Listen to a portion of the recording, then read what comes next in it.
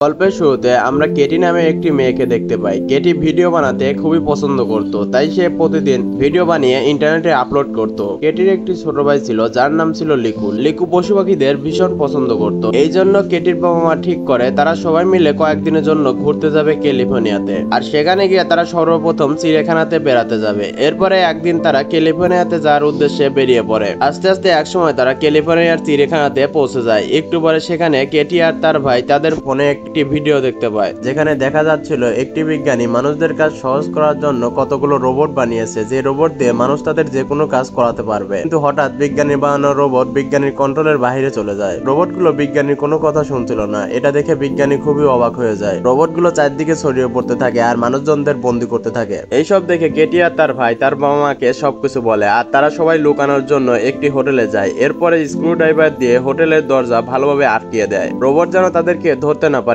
এই জন্য কেটির বাবা সবার ফোন নিয়ে ভেঙে ফেলে। এদিকে সেই বিজ্ঞানীকেও রোবট ধরে নিয়ে আসে বন্দি করার জন্য। তখন বিজ্ঞানী পোল নামে একটি মোবাইল অ্যাপসকে দেখতে পায়, যে এইসব রোবটদের কন্ট্রোল করছিল। পোলকেও বিজ্ঞানী বানিয়েছিল, কিন্তু রোবটদের বানানোর পর পোলকে বিজ্ঞানী ফেলে দিয়েছিল। পোল বলে, তুমি আমাকে একসময় ফেলে দিয়েছিলে, এখন আমি তোমাদের সব মানুষদেরকে পৃথিবী থেকে আটকে নিয়ে স্পেসে বিক্রি করে দেব, আর পৃথিবীতে আমরা রোবটেরা বসবাস করব। তারপর দেখা যায় সব রোবটেরা মিলে মানুষদের ধরে বন্দি করে পলের কাছে নিয়ে আসতেছিল। অন্যদিকে কোন রকম করে জানতে পেরে দুইটি রোবট কেটিদেরকে ধরার জন্য যায়। তখন কেটি তাদেরকে হ্যাক করে জানতে পারে পলের ল্যাপটপ থেকে এইসব রোবটদের আটকানো বা কন্ট্রোল করা যাবে। সবাইকে বাঁচাতে কেটি সবার সাথে প্ল্যান করে, আর পোলের কম্পিউটারের কাছে যাওয়ার জন্য তারা কাপড় দিয়ে তাদের গাড়িকে রাস্তার মতো করে সাজিয়ে নিয়ে বেরিয়ে পড়ে। রাস্তায় চলতে চলতে হঠাৎ বাতাসে তাদের গাড়ির উপর থেকে সেই কাপড়টা উড়ে যায়, যার কারণে পল রোবটদের সাহায্যে তাদেরকে দেখতে পায় আর রোবটদেরকে বলে তাদেরকে ধরে আনার জন্য।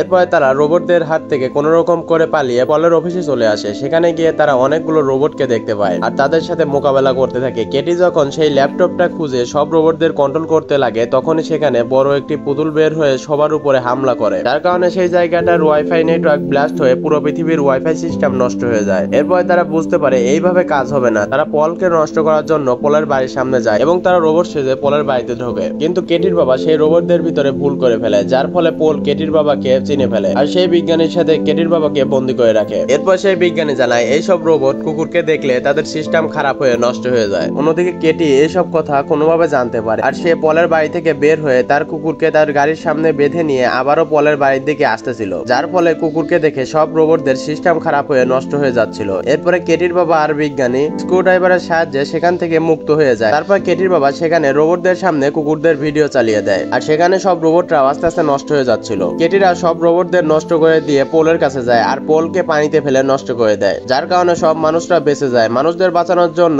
সেই দেশের সরকার তাদেরকে পুরস্কৃত করে। আর এই মুভিটা এখানে শেষ হয়ে যায়। সবাই সুস্থতা কামনা করে আজ এখানেই বিদায় নিচ্ছি। আল্লাহ হাফেজ।